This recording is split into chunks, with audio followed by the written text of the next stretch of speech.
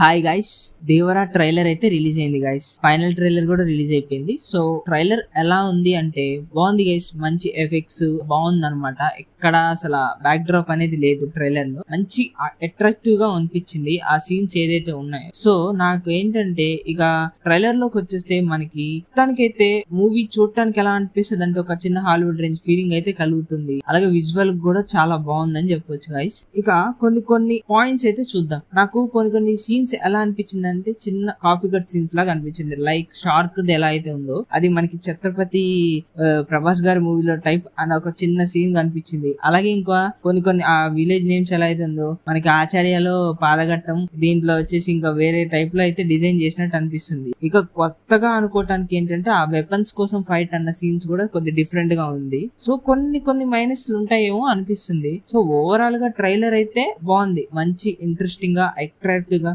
Visual గా అయితే ఇంకా చాలా బాగుందని చెప్పొచ్చు. ఇక మెయిన్ ఎన్టీఆర్ విషయానికి వచ్చేస్తే ఎన్టీఆర్ గారికి అయితే మామూలుగా అయితే లేదు. ఆయన బాడీ వేరే లెవెల్, లుక్ కూడా, హెయిర్ స్టైల్ కూడా చాలా బాగా అనిపించింది. క్యూట్ గా కూడా అనిపించారనమాట.